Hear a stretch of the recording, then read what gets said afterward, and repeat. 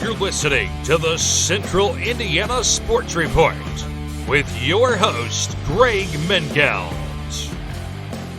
Good morning, good afternoon, or good evening, whenever you're listening to the Central Indiana Sports Report. We are so happy you've chosen to do so. Today is November 21st, 2024. It's a Thursday, so it's another day for the Central Indiana Sports Report.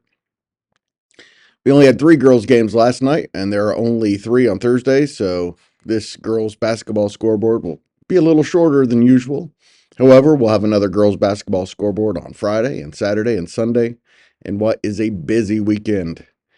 We're also going to be having our first live girls' basketball podcast on Friday night with Michelle Garman of the Tipton Tribune and Elwood Call Leader, where we'll take phone calls from coaches and talk a lot of basketball. Also, please keep in mind I'm taking Saturday off again this week, so don't expect the girls' basketball scoreboard for Saturday's games until Sunday evening. And of course, next week is Thanksgiving.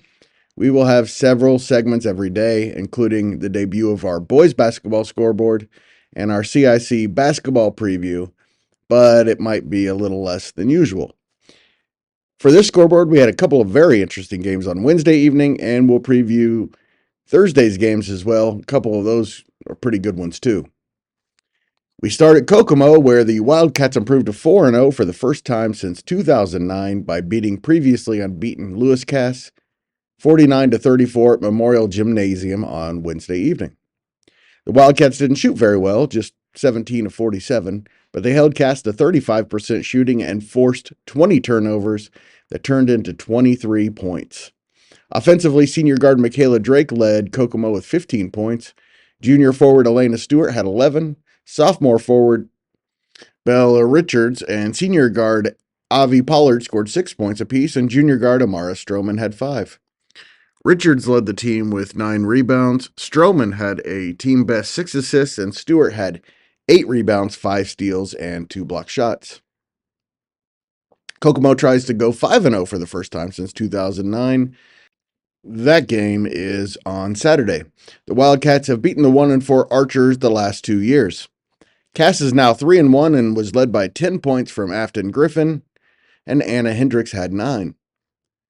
Cass comes back to Howard County on Friday when they face the 2-2 Northwestern Tigers. Pendleton Heights led number 1 and defending state champion Lawrence Central 26-19 in the second quarter, but the Bears showed why they're ranked 6th in the nation by outscoring the Arabians 53-20 the rest of the way. The Bears won their last 25 games last season en route to the program's first state championship ever. In fact, until last year, they hadn't won a sectional championship since the 80s. But right now, with 5 wins this year, they've won 25 consecutive games. Senior Casey Werfel led the Arabians with 16 points, 5 rebounds, 3 steals, and 2 assists. Senior Emma Roberts was 4 for 4 from the field and 2 for 2 from the 3-point line and scored 12 points. Junior Mamie Trout had 10 points, 3 rebounds, 3 steals, and a couple of assists. And sophomore Ada Hupfer was just 2 for 9 from the field with 4 points, but did have 12 rebounds, including 3 on the offensive end. Adams Central won its first game of the year, 49-23 at Blackford on Wednesday. The Bruins are now 1-4 and have dropped 3 straight. Blackford has its next 3 games on the road. After facing 2-2 Muncie Central on Saturday, they have nearly 2 full weeks off before going to Bluffton and Madison Grant on December 5th and 7th. The Central Indiana Sports Report Girls Basketball Player of the Day is Kokomo junior Elena Stewart. In Wednesday's 49-34 win over previously unbeaten Lewis Cass, Stewart finished with 11 points, 8 rebounds, and 5 steals. I'll look ahead to just 3 games for Thursday. Alexandria looks to go 6-0 for the first time since 22 when the Tigers go to Yorktown on Thursday. Alexandria is averaging 63 points per game, is giving up just 29 points per game, and is averaging 24 steals. Jacqueline Hosier has been one of the state's top players, as expected so far. She's averaging 26.2 points, which is 12th in the state, 7.6 rebounds, 7.6 assists, and leads the state at 11 steals per game. Yorktown will try to slow down Hosier and her teammates Thursday. Yorktown handed Winchester its first loss of the season, 46-42, at Winchester on Tuesday. These Tigers have been very balanced offensively. They have 4 players averaging 7.5 points per game or more, led by sophomore Alexis Fields, 15 points per game. She's also averaging 11.5 rebounds and shooting 52% from the floor. Sheridan looks to rebound from its first loss of the season Thursday at Covenant Christian. The Blackhawks are 2-1 after Tuesday's 54-51 loss to Brebeuf. Senior Kinsey Gardner is averaging 22.7 points, 11.3 rebounds, 4.7 steals, 3.3 assists, and 2.3 block shots per game through 3 games.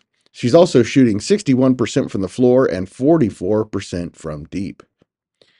In Tuesday's loss, she had 30 of the Blackhawks' 51 points and 12 rebounds and 4 block shots. Covenant Christian is 5-0 after starting last year 0-5 in its 8-17 season that ended with a 47-28 loss to Sheridan in the sectional semifinals. The Warriors are led by sophomore Mariah Armstrong and senior Mylan Lloyd Dawson, who are averaging 24 points, 13 rebounds, and 4 steals between them. And 1-5 Cowan hosts unbeaten Eastern Hancock on Wednesday.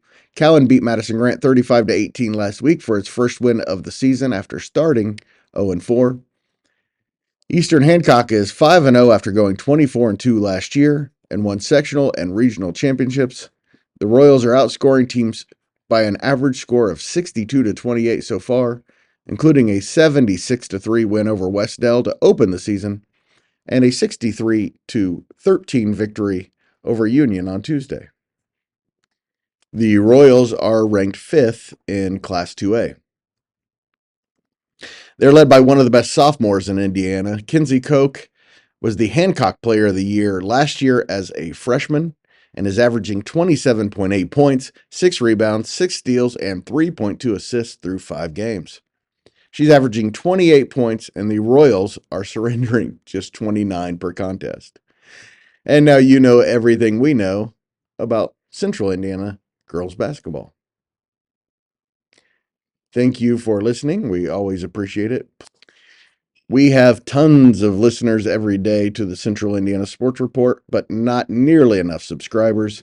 So please go do that right now at Spotify, SoundCloud, Apple Podcasts, or Amazon Music. And you know what else would be helpful? If you told a friend. The Central Indiana Sports Report is a product of ITG Media. And I love Susie.